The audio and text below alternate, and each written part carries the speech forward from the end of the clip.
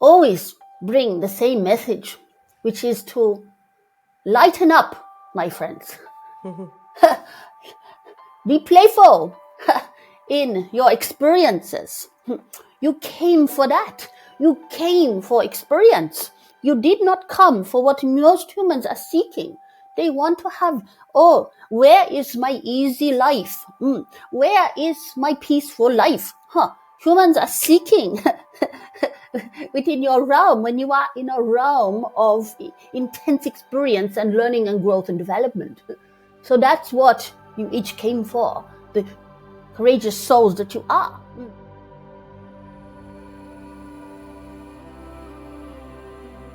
Hello, everybody. Welcome to Galactic Guidance. This is Eleni, and in this week's episode of Galactic Guidance, we have a special guest for you. Her name is Alicia Temmerman. She is a lawyer, and a number of years ago, as she was hanging out the clothes on her clothesline, a spirit entered her body and spoke out of her mouth.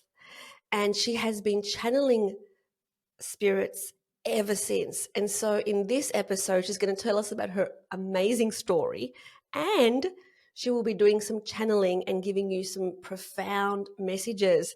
So you don't want to miss this episode. See you on the other side.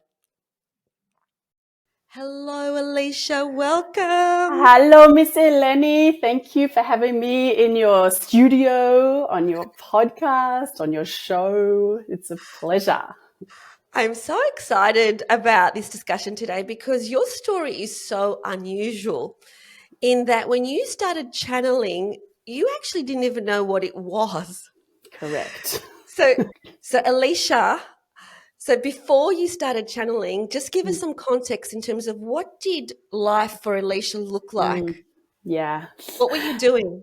So different. Well, I have pretty much walked the conservative path, predominantly, but always with an interest in spirituality. So I was working in a law firm, one of the big 4 law firms in Melbourne, in the Rialto Towers, working crazy long hours tied to my desk, trying to manage and juggle being a mum of 2 little kids back then, a 5-year-old and a 3-year-old.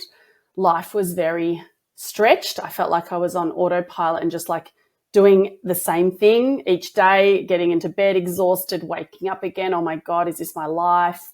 And having to do it all again. And I'd had, prior to the actual channeling starting spontaneously, I had some incremental kind of whispers and things happening to help connect me back to my soul, because I had just lost my path and was focused on all the things that we think are so important in the external. And I had decided to actually quit my job, which was only interesting looking back, that the timing of when my channeling started was just after a decision I'd made to quit working for someone else. Actually, if I think about it correctly, I had left the law firm and I was working, I'd been there for 10 years and I was working at this stage for government. I was running the investigations team for the Department of Justice and thought that I was going to get myself work-life balance, but it just was like a bigger job and less money. So it was at that stage that I decided to go out on my own and start my own business.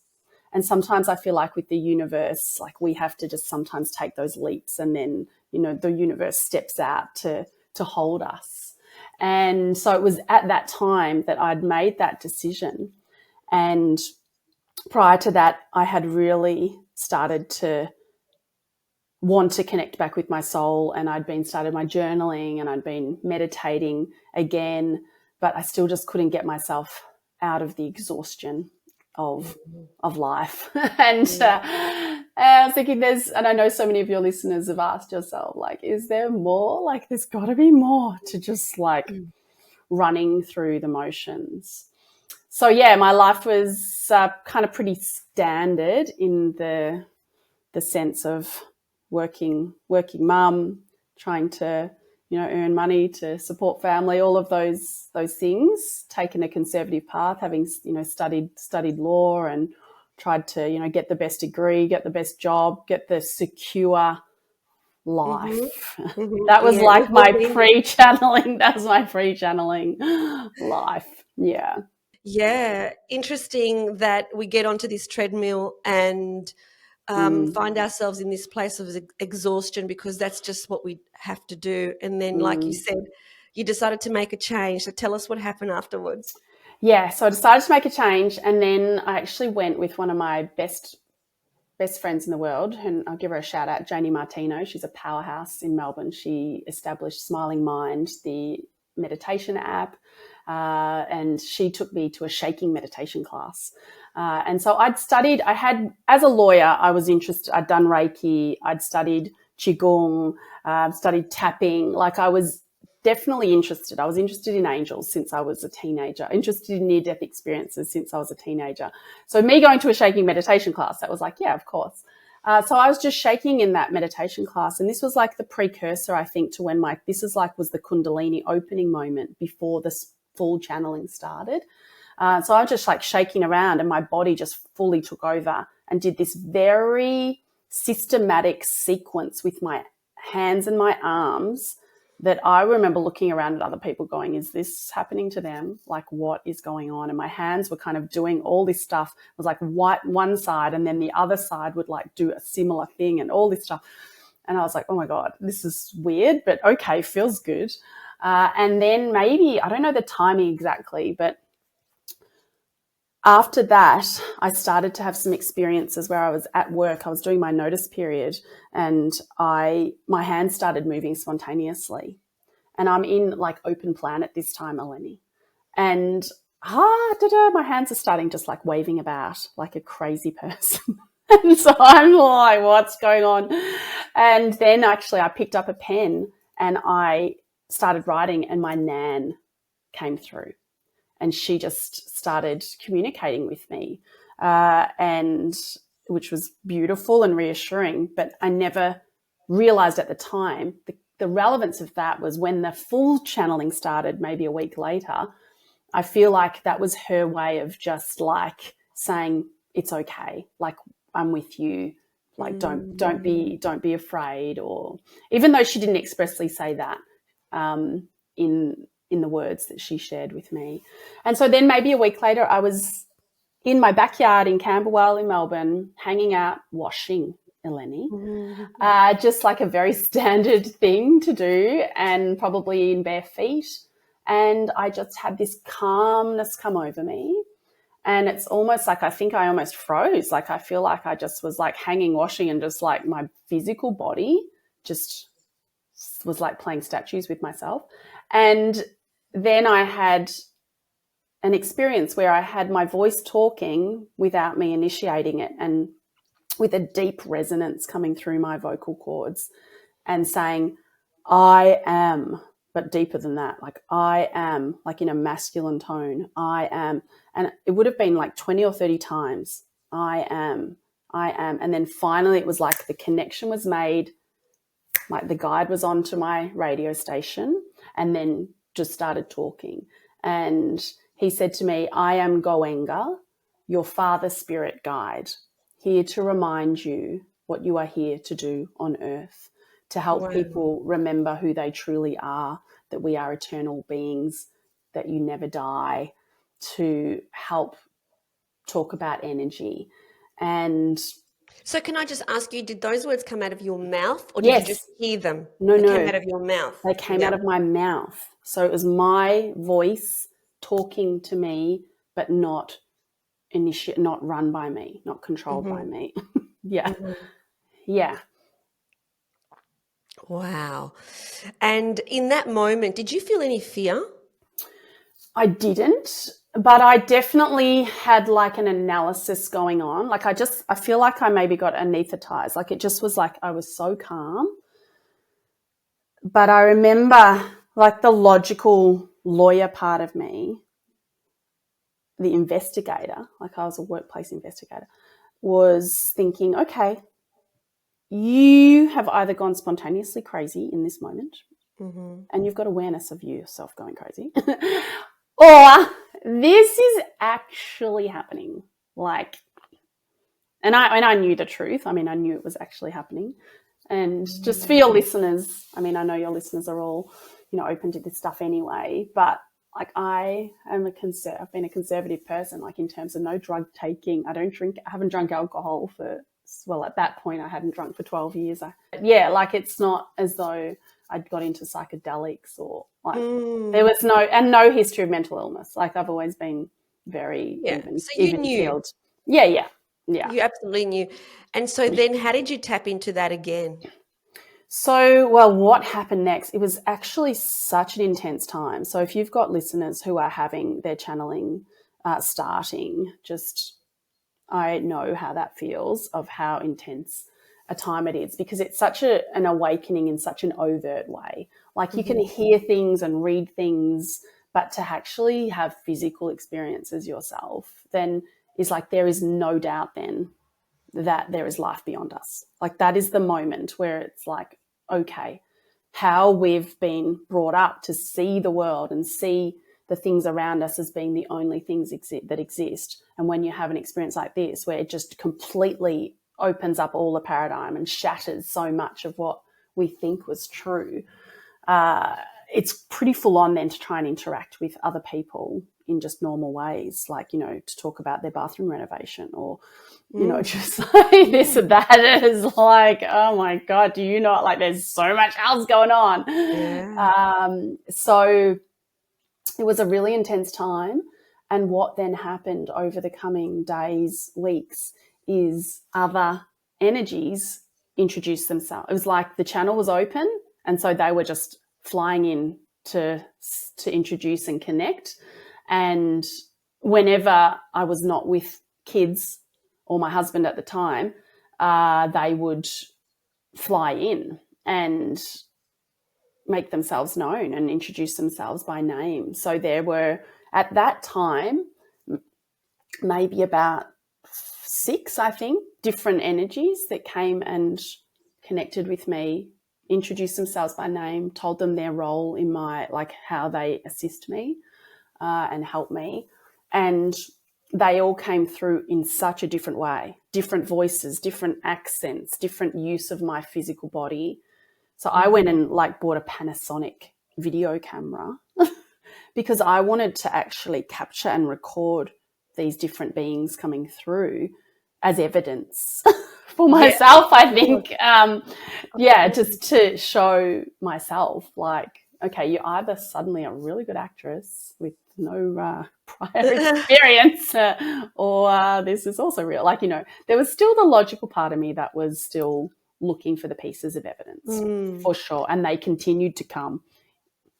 Yeah. Did you see them at all? It was just that they came through your body? They came through my body, but often what they would do is that they would bring me to a mirror. So interesting, at the time, the house I was in, it had this really big full-length mirror right at the front door. So they would kind of often bring me there. And so it was then like I was having a conversation with someone else. So I could see them using my body and my voice.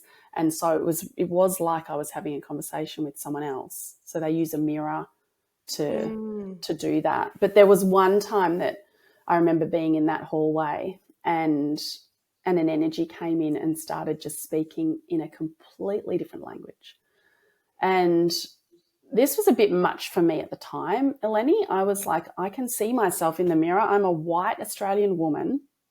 And suddenly this whole other language and like that sense of control, I think, that I don't even know what's being said and the power of words, right? Like what is being said over me right now. Even though I felt calm, I felt like it was beautiful, but there was still that like, oh, this is a bit much. And I remember the energy coming out of me and I just kind of physically fell back a bit. It was like quite a strong interaction. And then I was like, what was that? And then a Roomba, who's a masculine warrior guide who does a lot of channeled breath work exercises through me, he said, that was Mina Hassan. And I was like, okay, means nothing to me. And I went to Google Eleni and I thought it's not going to be in Google, but who knows, right? And this was like, I'll never forget this moment where I put in Mina Hassan, not even knowing how to spell it really. And then I get pop up, Minahassan is an ancient dialect of Manado. And Manado is a town at the top tip of Sulawesi, which is an island in Indonesia. In this physical form of Alicia, Jume Temmerman, my maiden name is Jume, which is actually Dumayas, which is an Indonesian name, and my blood grandfather is from Manado in Sulawesi. Wow. In this life. And I was like, Wow. okay, I could never have known that. I had very little to do with him. We definitely didn't talk in our probably less than 10 times I met him. We didn't talk about the ancient language of Minas. Wow. Yeah. Incredible. And then how did you start to actually have the courage to tell people about what was going on with your channeling? Yeah, well, in the early days, and some of your listeners may relate to this when all this starts happening for them, because it's like, I mean, it's like it's opening up all over the shop. Like I've had a number of people work with me who now are opening up their channel. I don't know if it's activation that happens with us or what, but it's definitely, you know, we're all popping up and waking up all over the place. But what happened was I told maybe 5 or 6 people close to me. I told my mum and my dad. I told one of my brothers. I didn't tell my husband. And I told a couple of very close friends. And that was it. And I told my Reiki master. I had him come over and I'm like, what is going on? And he's just laughing. He's like, oh, yeah, this is great. And he said to me, oh, you're a medium, which I maybe had heard of at the time. But he actually came pre the washing line experience. He came over after I was just having that hands moving around. So he saw that. So he didn't actually see the full channeling because that hadn't happened then. But I actually don't think I realized I was a channeler for years. Like the word channeler, I think it took me about 5 years to work that out. Honestly, I didn't know. And there wasn't really much of it around back, like in 2012. No. Like it's not like now. Exactly. And your parents, what were their reactions? So my dad, he was in a monastery before he met my mum. So he was studying to be a Franciscan monk. So he's got a deep spiritual connection. He was very, very supportive. My mum is Catholic and she's got deep spiritual connection as well, like into all her spirituality as well. She was a little bit apprehensive and freaking out because she was worried for me and what this meant for me being different and what it meant. Maybe she was worried about my kids and what people would think if I, you know, came out in this way. And, you know, it's a bit out there and a bit different. So my mum's always been someone she's not opinionated at all about my life. She's always just let me make my way, find my way. And I'm not even sure if she expressed that in that way overtly, but I just definitely got the sense that it was a bit full on. And also it was such an intense time that I was a bit like giddy with it all. So, you know, I remember like just, you know, driving around to her house really early in the morning. Oh, my God, Mum, and this and this. And then having an experience, actually, now that you've spoken about my mum and dad, there was a time that I went round to my mum's, and it was rare that I was at my mum's without my kids. Like it was just the two of us. And we were sitting having a cuppa, and a guide flew in for the first time who hadn't met yet. And she called herself Mari, which is my mum's name. And she said that my mum and I had been sisters in a previous life and that this mother guide of mine now, Mari, was our mother when we were sisters previously. Wow. And she was so excited to communicate, like you can imagine. Like she was like, I'm so happy to be able to talk directly to you and I'm so proud of you both. And, oh, my God, you're both my girls. And, you know, she saw us as her daughters and my mum as my sister. So that was pretty intense for my mum to witness and experience. But my mum is now very on board. She had a really bad leukemia journey and she was very open to healings from my guide. So, yeah, she's definitely on board now. So did it feel hard that you didn't feel that it was safe to tell your husband? Yeah, I mean, I don't know at what point I told him.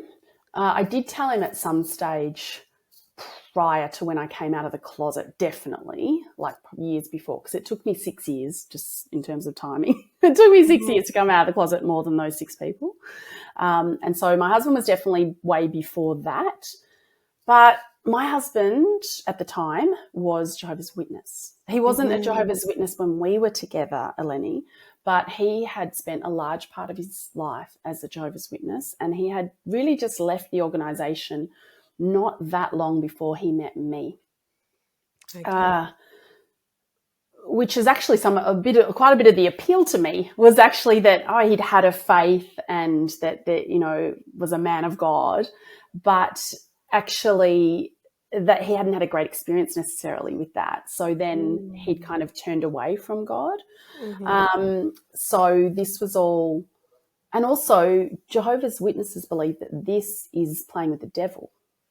Yes, I'm aware of. Yeah, there's a lot of constraints with their belief systems in terms of what they think is, right and the way it goes. So I was just thinking, you were like way out.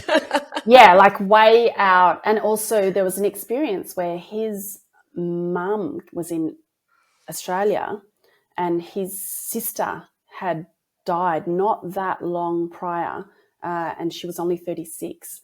And she came into my channel and she communicated with Mark's mum. And that was real. That was her. And so he witnessed that. Like he saw that. But I think that was, that was a lot to a lot, yeah. A lot for a lot to integrate. A lot to integrate, and also for people who are listening who are channelers, like it's pretty weird for your partner. Like you imagine that, okay, I'm Alicia, but then there's all these other beings that can utilize my body and talk through me. Like that is a bit freaky for the partners or for the family members to see you get taken over potentially, even though I'm never taken over fully, but yeah. Do you ever get concerned, before we get you to channel, do you ever get concerned that an energy will enter your body that's not of the highest light? No. It's never happened. And I don't have any fear around that. And I know that's a lot of resistance for a lot of people once they often close down this stuff because of that. I've never met my gatekeeper, but my understanding is I have a gatekeeper guide who almost like they can't come into my channel because they're gatekeeping for me. Okay, awesome. Who will only allow that. Like that's what I've signed up for, thankfully. Yeah. And after you channel, how does the body feel? Does it feel exhausted or do you feel invigorated? So early on, I was exhausted. I would have a channel, I would do a channeling or an energy would come through. And I remember it took a lot from me physically. And I feel like that was a large part of the reason that I did very little channeling, even for those 6 years before I came out of the closet, because it was like, guys, I haven't got time for this. Like I've got to run a household and do a job and be a mum and be a wife and friends and blah, blah, blah. So once I kind of made the decision to come out of the closet, maybe it was something energetically I was more aligned with it and maybe I was more accepting of it. I'm not sure. But after that decision was made, I noticed that it wasn't so tiring. And also over time, it's like anything. As I practiced more, my channel became cleaner or clearer for them to be able to get onto the frequency more easily. And it wasn't such a stretch for our matching of frequencies Beautiful. But equally, sometimes I'll do a session on someone and I can be wiped.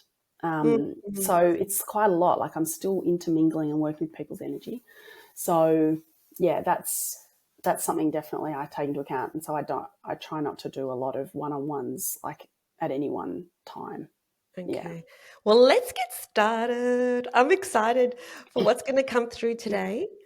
So, Who knows? who knows? So, I guess we're inviting in, the energy that needs to come through and speak in this moment to our listeners. Yeah, And beautiful. if we can you can just do your thing, and Perfect. hopefully I can ask you some questions whilst you're in. Yeah, you can. I mean, the only thing that can be a bit frustrating, I find this frustrating with my guides, is that I don't know if you've experienced this because you've spoken to a lot more channelers than me, but they talk about this clearance. They don't have clearance to say certain things. And it's kind of like already like my two main guides already kind of they're already like, they're both keen to chat. Are you open to them both? Of course. I can't bring them through in a conversation together with each other, but they can kind of have my channel and then the other one have my channel. If that's all right. Go. Yeah, because I feel like it would be really lovely for your listeners to meet Goenga first, just because he was the very first, being my father's spirit guide who connected with me. And then Amaya is my healing guide who actually came much later in the story. So she didn't come through in the first round of channeling. It was years later when, like 8 years later maybe, that she came in because a friend's son had a brain tumor and someone contacted me and said, do you think you can do anything? And I wasn't doing any one-on-one work at that point, but I'd been to Bali and seen this healer and she held my hands and she's like, you're a healer, but are you doing the work? I was like, anyway, long story short, I did some work with that family and she flew in. That's when I was kind of just going to do a Reiki session. Mm-hmm. And that's when Amaya just came in and was like, okay, Leash, I think you maybe get out of the way and I'll take it from here. So she's the one that does the energy work on being, well, you've experienced her. Yes, I have. Yes, I have. Yeah. So anyway, she's the one that will also potentially bring through some light codes and some frequency medicine, maybe. I don't know. We'll see. Okay. Yeah. All right. Let's go. All righty. Guides, I humbly request you please connect with my channel. I open my channel fully for you, for the highest and best, to share a message that will be of assistance for anyone who listens to it. Also calling upon Archangel Michael, please, for the protection of us all. And Goenga, I'd be grateful if you could please come through and share a message, and then if you could maybe hand the baton over to Amaya, that would be great. Thank you. The one thing I'll say before Goenga fully connects is he looks the strangest through me because he contorts my face quite a lot. So if anyone's watching on YouTube, you might just want to close your eyes because it's a bit hard to watch and to listen to his message.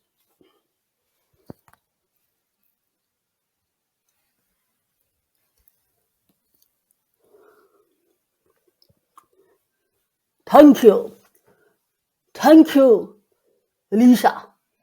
Lovely to connect with you, Eleni, for this opportunity for us where we are to talk so directly with those of you in human form for such a time it is for you all, as you are aware, with the great shift that is occurring in your realm of such a magnitude that has not been seen before. And so it is in some ways appearing to be creating some havoc across your realm. So certainly we are here to provide reassurance. Reassurance. So what comes to mind for me, for humans to relate to, when you decide to do quite a big spring clean of your bedroom, of your home, for example, and you get halfway through and you look around and you think, oh my goodness, what a mess, for you have brought everything up to the surface, so to speak, to work out where everything ought to be in the right place to provide you with greater effectiveness, efficiency, clarity. So too is occurring energetically for your realm. So it looks very messy, potentially, for many of you right now. Feels like you are in the emergency department for your realm, around whether it can survive the continued plaguing by the earth or by interests that have things at the forefront that are not necessarily in line with what is best for your realm, for your earth, for the vital life force that supports each and every human. But things are shifting, things are moving, and the requirement to work in harmony, in commune with earth is certainly coming to the fore, even if you cannot yet see this to be the case. There is much occurring from the inside out with your realm, much occurring energetically, not only within the realm, but also with all beings connected into the realm, tapped currently into the system of your realm. Do you have any question for me? So, how do we stay connected to our power during these times so that we can do the work that we're here to do? Okay, good question. This is at the core for many humans, and also the way in which certain things are unfolding. Ultimately, it is held within the power of the human mind and the collective energy and consciousness of the human mind. Because when the energy, shall we say, to use terms of your realm, when the fears, the worries, the overwhelm, the doomsday concerns about your realm, when they attach and permeated through the communities, this has direct correlation to the ways in which certain things are unfolding in your realm.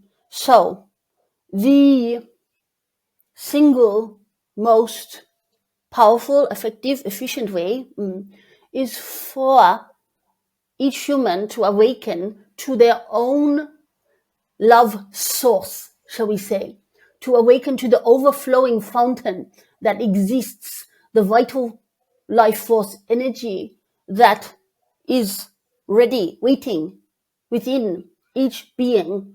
And once that is opened, truly opened, once there is a deep remembrance of your eternal nature, of the fact that all that is experienced now in this realm is of very temporary nature, that is not permanent, and that nothing on your realm can truly create any harm to you at your ultimate level, then the capacity for the energy of fear to come in, to infiltrate, to attach into one's being is significantly reduced. Ultimately, that has been spoken about in your realm in many and various texts and conversations about the choice in terms of your free will to connect in, align in, tune into love frequency, love energy, or that of fear, doubt, concern, overwhelm. So the more that one is able to be in the world from the inside out, to be very focused on the internal workings, to be very disciplined and focused on the thoughts allowed to generate within the human construct, and what thoughts are supported and what thoughts are not. The power of each and every human thought is beyond what any human can possibly comprehend, truly. So the power lies with the humans, but the humans are working together in conjunction with other beings of light, not in human form, because within each of the human there is that part. So that is all connected. And the support and the interest in your realm is truly remarkable right now. There is so much love being beamed, literally being beamed to your realm. But there are restrictions in terms of the levels of which help we can provide because of the inherent nature of the free will aspect of your realm that requires the awakening to occur from within. So there are many journeys being experienced right now that are truly exciting for the long-term energetics of your realm, even though for the humans experiencing such things, they may look like the very opposite to that. And we always bring the same message, which is to lighten up, my friends. Be playful in your experiences. You came for that. You came for experience. You did not come for what most humans are seeking. They want to have, where is my easy life? Where is my peaceful life?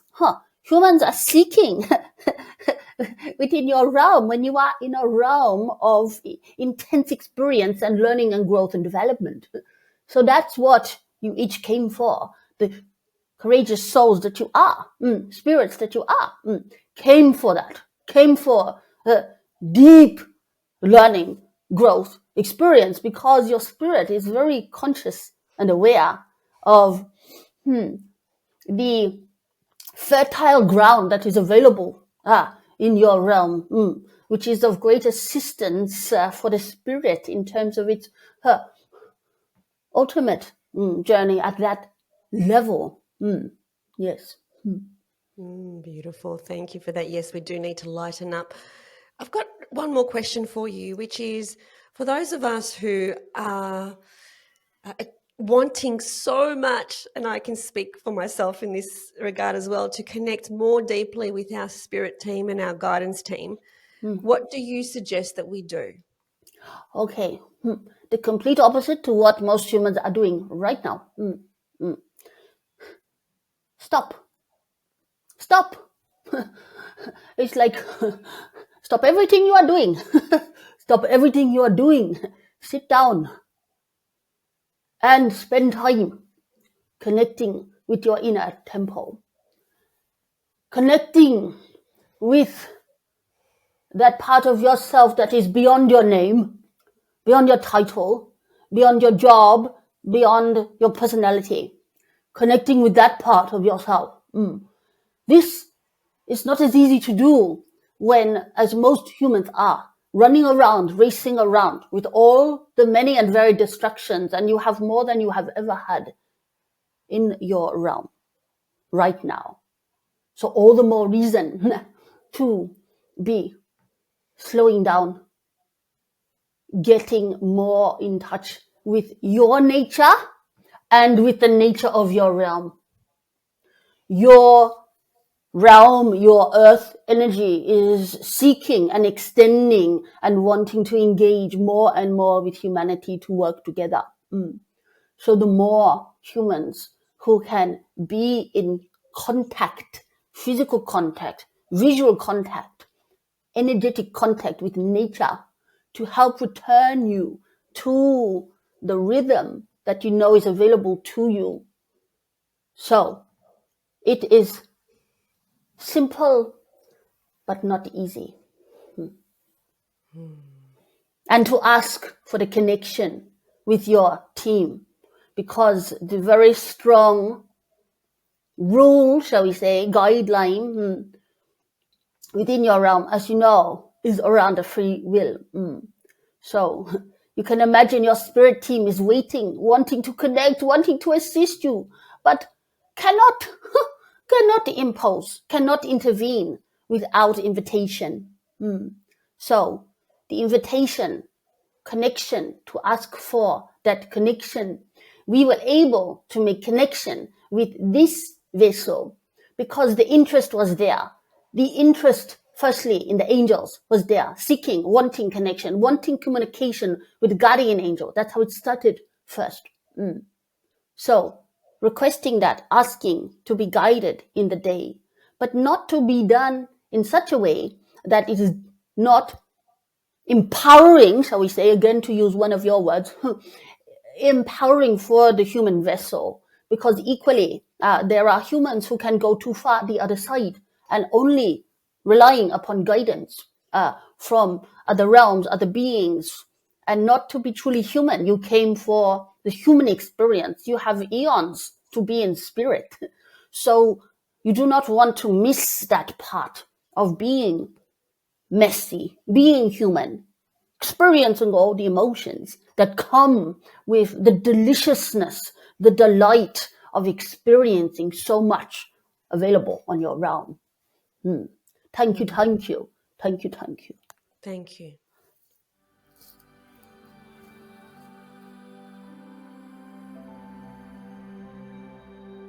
Thank you for tuning in to Galactic Guidance. We hope that the messages that you receive from the higher realms have brought you clarity, insight, and comfort. Please like this video and subscribe to this channel. Remember to stay connected to your own inner guidance and trust the journey ahead.